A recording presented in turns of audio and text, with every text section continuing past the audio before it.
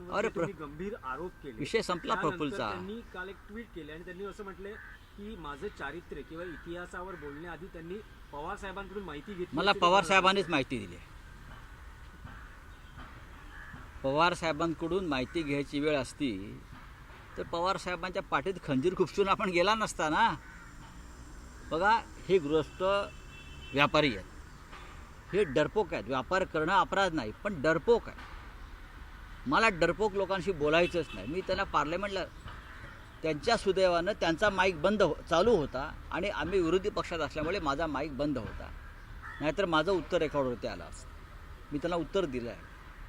आणि भारतीय जनता पक्षाच्या IT सेलने जणू काय प्रफुल्ल पटेल हे फार मोठे योद्धे आहेत. हां, सेकंड वर्ल्ड वॉरमध्ये जर्मनीत जाऊन युद्ध जिंकून आले आहेत आणि मग ते भंडाऱ्यामध्ये उतरले, अशा तऱ्हेने जे काय दाखवलं आहे. ओळखतो मी. आता तुम्ही शब्द माझा कापाल. गांडू लोक आहे ते सगळे, डरपोक. हे आमच्याशी काय लढतायत? ते म्हणत होते रंग बदलला. रंग कोणी बदलला? आम्ही आमच्या व्यासपीठावर शिवसेनेच्या, बाळासाहेब ठाकरेंच्या शिवसेनेमध्ये ठामपणे उभे आहोत. पळून कोण गेलं? पवार साहेबांना सोडून बाप तुमचा. बापाच्या पाठीत खंजीर खुपसला हो. आता त्यांनी थांबायला पाहिजे. तुम्ही थांबा.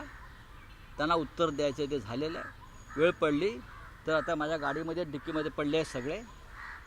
ईडीचं चार्जशीट वाचा आणि माझ्या नादाला लागू नका. शिवसेनेच्या नादाला, माझ्या नाही, शिवसेनेच्या नादाला लागू नका.